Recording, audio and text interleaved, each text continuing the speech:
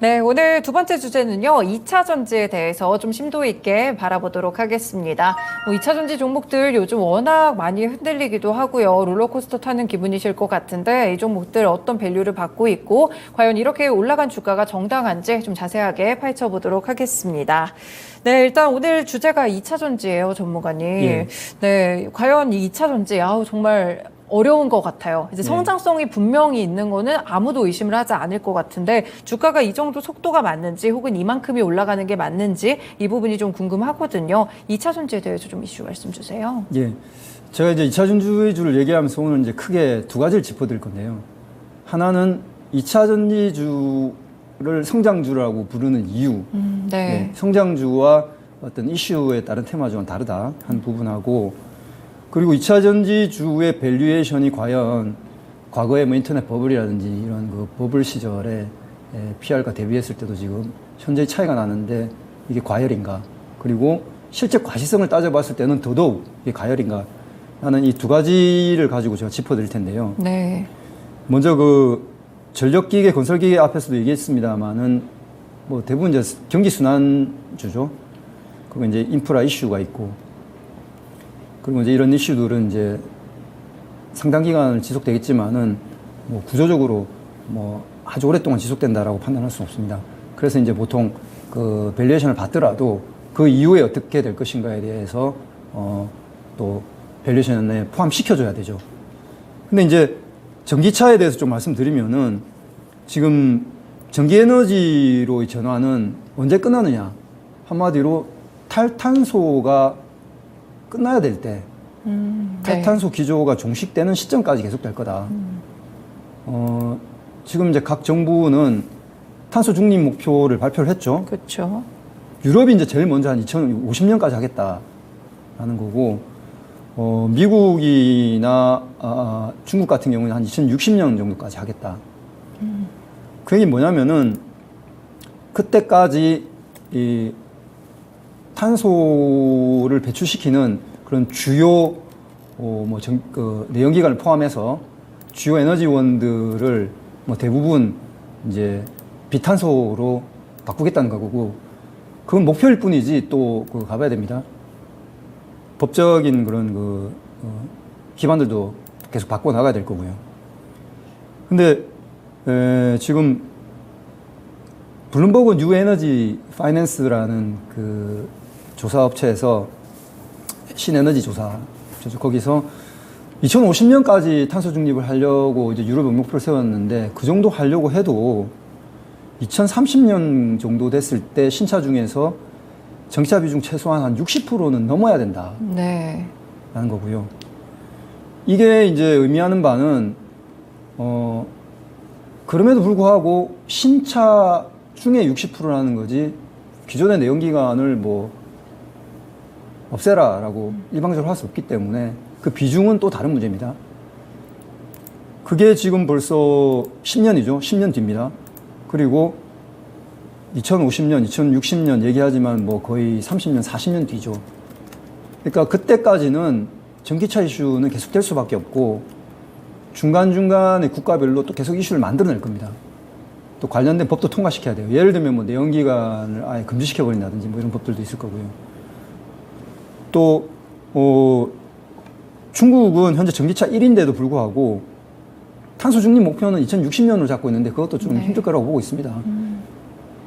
그 중국 같은 경우에는 중앙정부가 강력하게, 예를 들어서 뭐 미국이나 유럽 같은 경우에는 뭐 5년, 10년 혹은 뭐 그 이상의 딜레이를 주고 내연기관 금지법이라든지 이런 것들을 만들 수 있는데, 중국은 좀 아시다시피 뭐 5년, 뭐 3년 이렇게 기간을 주고 내연기관 이제 타지 마. 예, 강제로 전기차로 바꾸고 뭐 이런 것들 할 수가 있죠. 그럼에도 불구하고도 2060년 얘기하는 거 보면 상당 기간 이슈가 지속될 거다. 그러니까 제가 이제 이 말씀 드리는 이유가, 성장주라는 거는 그 성장의 지속성이 담보돼야 됩니다. 네. 그러니까 전기차 같은 경우 최소한 앞으로 이제 30년 이상의 이슈죠.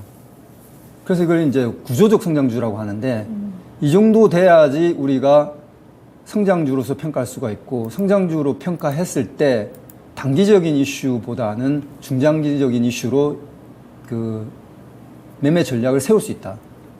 그러니까 단기적으로 좀 슈팅이 났으면 뭐 비중 조절할 수 있겠죠. 조금 팔아서 조금 이제 밀 때 기다려서 또 되사겠다는 건데, 지금 현재 시점에서는 전기차 산업 자체가 아직은 이제 시장 진입기이기 때문에 쉽게 가격 조정이 일어나지 않을 겁니다. 네, 그 부분까지 일단 좀 말씀드리고 싶고. 네. 예.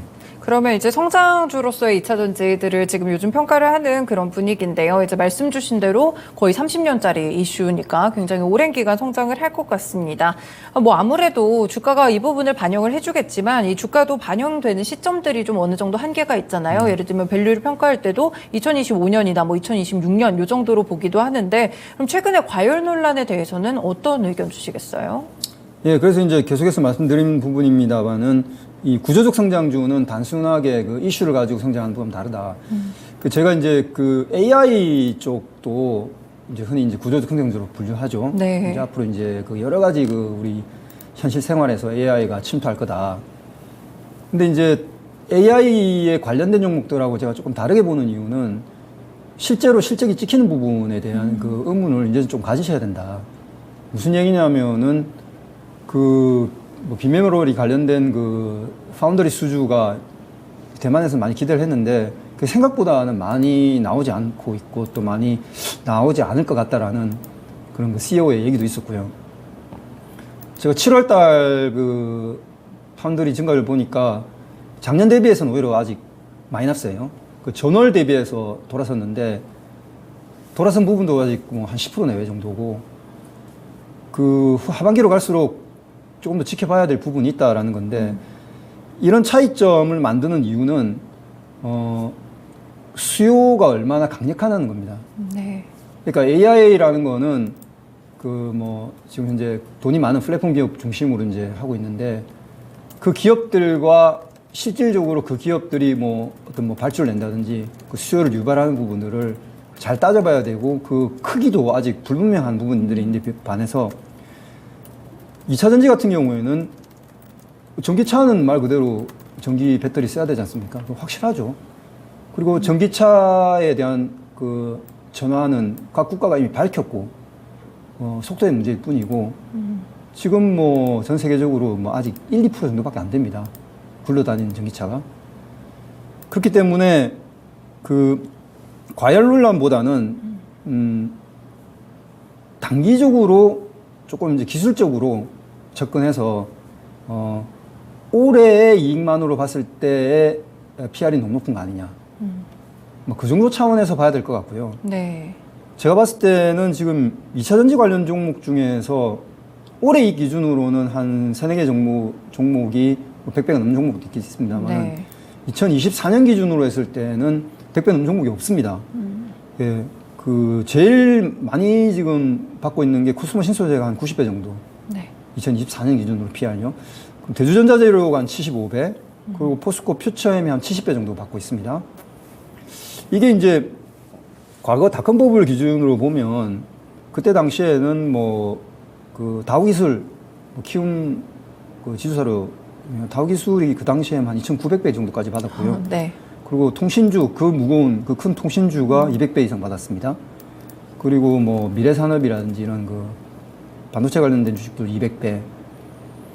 그러니까 뭐 미국 닷컴도 마찬가지로 팡이라고 하는 그런 주식들도 뭐 과열 논란이 있을 때는 뭐 400배, 500배까지도 받았었고요. 그러니까 최소한 그 2024년 기준으로 한 100배 이상은 받아야지 그래도 조금 과열된 거 아니야? 라고 볼 수가 있는 거죠. 그 전기차 2차 전지 같은 경우에는 실적 가시성이 굉장히 뛰어난 부분이라 2024년 기준으로 평가해도 무방합니다. 네. 네. 특별히 이제 그 실적 변동성이 그렇게 크지 않을 걸로 보고 있고, 여러분들은 뭐 간단하게 많이 올랐다고 하는 종목들의 그 PR을 한번 그 2024년, 2025년 기준으로 이 기업들이 어떤 수주를 받을 건지, 그리고 캐파 지금 증세를 어떻게 되고 있는지 이런 것들 좀 확인하시면서 한번 평가해 보시기 바랍니다. 네, 워낙 이제 수주가 빠르게 올라가고 있고 앞으로도 커질 파이가 많다 보니까요. 그러다 보니까 2024년 정도를 평가를 했을 때 아직까지는 좀 괜찮은 밸류를 받고 있다라고 또 말씀을 주셨습니다. 그럼 사실 뭐 말씀 주신 대로 굉장히 높게 또 이렇게 PER을 갖고 있는 종목들도 있는 것 같고 어떤 종목을 사야 될지 요즘 이제 2차 전지가 살짝 흔들흔들 할 때 많이들 고민을 하실 것 같아요. 종목적인 측면에서는 어떤 종목 주시겠어요? 네, 여러분들이 이제 종목을 볼 때, 단순히 뭐뭐 연관, 뭐뭐 수혜, 이렇게 보지 마시고요. 크게 어떤 전략적 카테고리를 먼저 설정하십시오. 무슨 얘기냐면, 첫 번째로는 저는 이제 기술적 혜자가 있느냐. 그러니까 이제 이 기술적 혜자가 있는 기업들은 우리가 생각하는 것보다 큰 수익을 주는 경우가 많습니다. 왜냐하면 이제 미래 수익을 예측하는 데 있어서 우리가 그 현재의 기업들, 다른 기업들의 기준으로 보는 그런 편향된 시각이 있거든요. 근데 기술적 혜자가 있는 기업들은 어느 순간인가 우리가 생각하는 이상의 폭발적인 그 수주를 받는 경향들이 항상 있어 왔고요. 특히 성장하는 산업군에서는 그렇죠. 그리고 이제 셀이라든지 뭐 자동차 메이커 이런 최종 발주 기업들 말고 그 밑에 있는 기업들, 소위 이제 시총이 좀 작으면서 조금 더 이제 주가 탄력성이 큰 뭐 그런 기업들 조금 매매해서 큰 수익을 얻고 싶지 않습니까? 그런 기업들 같은 경우에 이제 레퍼런스가 얼마나 확실하냐. 네. 이런 부분들. 그리고 또 이제 아까도 제가 좀 말씀드렸습니다만은 이 경제적 혜자하고 기술적 혜자하고도 또 유사한 그 산업 내에 수직 계열화를 이룬 기업들이 있습니다. 이런 기업들은 어떤 장점이 있냐 그러면 그 비용 통제가 가능해요. 예를 들어서 뭐 리튬 가격이 막 변동하더라도 계열사 내 회사 같은 경우에는 그 가격에 대해서 어느 정도 미리 좀 내고를 해둘 수가 있죠. 그래서 그 비용에 대한 리스크를 해소할 수가 있고, 또 하나는 뭐 납기가 지연된다든지 이런 것들도 사전에 서로 조정이 좀 가능한 부분들이 있습니다. 네. 그래서 이제 그 비용에 대한 분산 효과 이런 거를 이제 조금 뭐 어려운 얘기로 이제 자본 효율성이라고 그러죠. 투하된 자본에 대한 그 효율성, 그리고 비용에 대한 효율성을 높일 수 있다는 건 장점이 있고, 이런 기준으로 이제 보게 되면 기술적 혜자는 지금 현재 양극재가 가장 뛰어납니다. 네. 난이도가 높고, 그래서 이제 뭐 양극재 5대 천왕이라고 해가지고 우리나라 기업들이 지금 양극재 부분에서 가장 앞서 있고, 지금 전 세계에 있어서도 양극재 부분은 앞으로 우리 기업들이 거의 주도할 걸로 보고 있습니다. 뭐 최근에 뭐 중국 이슈도 있었지만 중국은 따라잡는 데 좀 시간이 있는 부분도 있고, 그 시간이라는 게 한 2, 3년 정도 갭을 보고 있는데, 그 정도 갭이면은 완성차 업체하고 어느 정도 바인딩이 되면은 뚫고 들어오기 힘듭니다. 네. 이제 저는 이제 뭐 짝짓기라고 표현하는데요. 그런 관점에서 봤을 때 이제 5대 천왕 뭐 다 아시죠? 뭐 에코프로비엠, LG화학, 포스코 퓨처엠, LNF, 코스모 신소재, 요 5개 기업들이 여러분들 좀 관심 두실 필요가 있고, 장비 쪽에서 보면은 제가 이제 하나 갖고 온 게 DNT라는 기업인데요.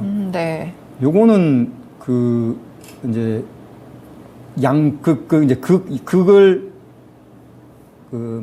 마킹하는 이제 찍어낸 다음에 그걸 깎아낸다든지 혹은 레이저로 이렇게 깎아내가지고 이제 마지막으로 그 모양을 형성하는 그 마킹 기술인데, 기존에 이제 스탬핑 방식이라고 해서 이렇게 딱 찍어서 모양을 만드는 그런 방식이었다 그러면은, 그 DNT 같은 경우에 이제 레이저 마킹, 레이저로 하게 되면은 그 속도라든지 정확도, 그 모양이 얼마나 깔끔하게 나오는지 이런 것들이 훨씬 좋아지게 됩니다.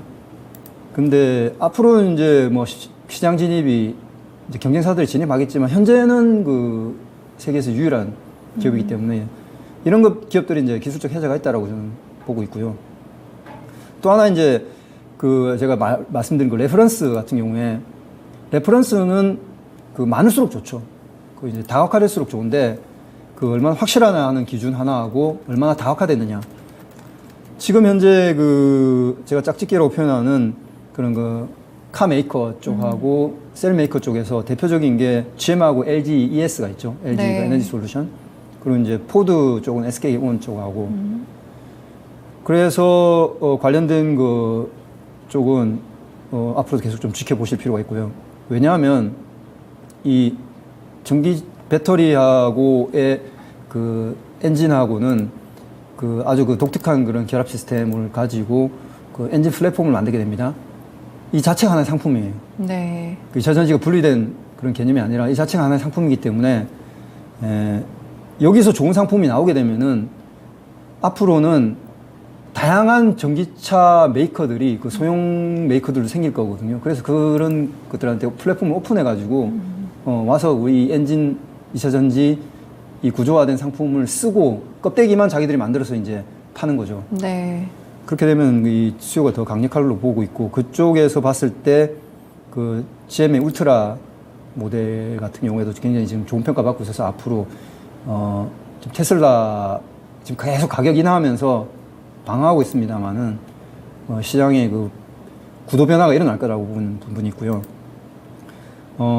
장비 쪽에서는 그 제가 계속 장비 얘기를 들은 이유가 이제 2024년, 2025년에 네. 수주가 많이 들어오기 때문에 간단하게 좀 말씀드리면 그럼 PNT 이제 CL34 레퍼런스가 있고 그리고 이제 네, 그리고 PNT까지 좀 그까지만 들어볼게요. 말씀드릴게요. 네네. 네, DNT랑 PNT 또 장비 종목으로 주셨고요. 네. 양극재 5대 천왕까지 또 이야기 들어봤습니다. 이야기 2차 전지에 대해서 더 종목까지 꼽아보고 싶은데 저희 시간이 좀 부족해가지고요. 네, 다음번에 또 남필상 전문가님의 2차 전지 시각 들어보도록 하겠습니다. 네, 전문가님 오늘 오랫동안 또 말씀 고맙습니다. 예, 감사합니다. 네. 네, 이렇게 오늘 토마토 랜드 시간에서는요, 저희 토마토 투자 클럽의 남필상 전문가님과 함께 전력기기와 건설기계, 그리고 2차 전지까지 함께 이슈들 들어봤습니다.